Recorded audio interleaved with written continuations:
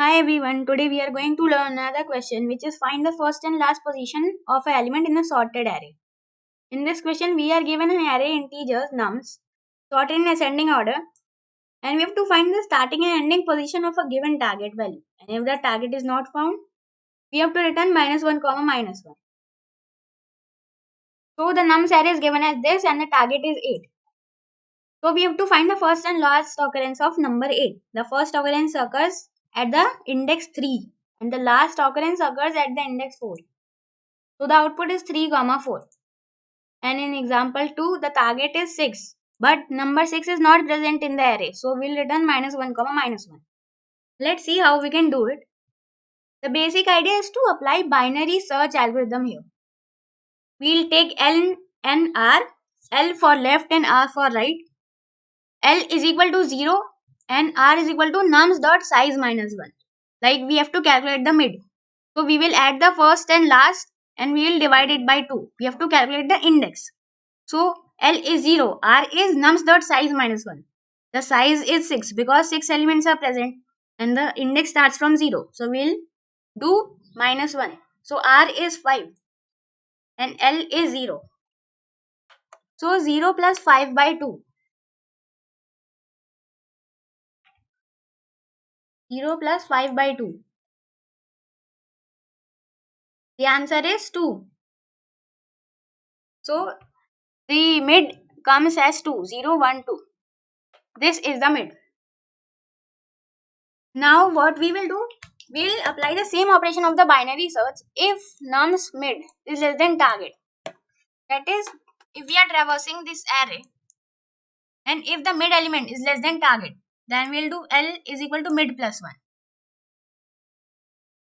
It will traverse in this region. And if target is smaller, then R is equal to mid minus 1. So it will traverse from here before mid minus 1 and mid plus 1. See, these two. The same operation applies in the binary search as you know. And at last we have to return L. Now the main function, the search range. So we are passing the nums array and the target as the parameters in the function, and int index 1 for the lower bound, not the lower bound, the first occurrence. Lower bound is the name of the function that is the binary search algorithm. And index 2 will give us the last occurrence of the target value, which is 8 here. Now the function is lower bound nums comma target. As in the binary search, it is a search algorithm. So if we are applying the binary search one time, then the target value is 8. So it will give the index of the number 8, which is first occurring. So 3 comes out after performing index 1, this operation. And for index 2, lower bound is equal to nums comma target plus 1 and minus 1. So I'll tell you what I mean by this. Suppose the numbers are 5, 6, 7 and we have to calculate 8's last occurrence. 8, 8, the last occurrence. So target plus 1. 8 is the target. We'll do 8 plus 1, which is 9.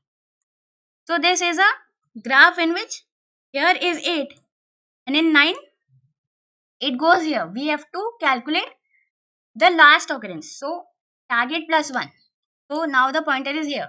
Target plus 1 minus 1. So minus 1 gives the lower bound or the place where the spike is happening. See, this is the spike and we have to calculate the lower bound of target plus 1. So we are doing minus 1. So this will give the last occurrence of the number 8.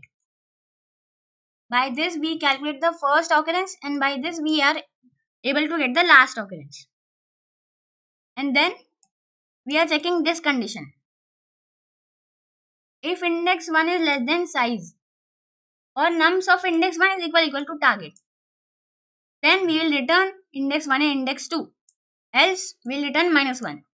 Else means that we are not able to find the target. So we will return -1 comma -1. Now let's see the code. It is the same code that I have written this for the binary search. It will calculate the first occurrence of the element or the target value. by calling this function, this one. And this gives the last occurrence. We'll do target plus 1. Suppose 8 is the target. So 8 plus 1 gives 9. And minus 1. This means we have to calculate the lower bound. As I told you here, 8 plus 1, 9. Minus 1. So this will give the starting point of the spike. So it will give the last occurrence of the number 8. And simply then we'll return index 1 and index 2 after comparing this condition. Else we'll return minus 1 if we are not able to find the element. And the time complexity is log n, because log n is the time complexity of binary search. This we are implementing. And the space complexity is O of 1, because we are not storing anything. We are not implementing any vector array for storing the space. So the space is O of 1. So it is accepted. So this was the logic for the question. The first and last occurrence of an element in a sorted array. Thank you.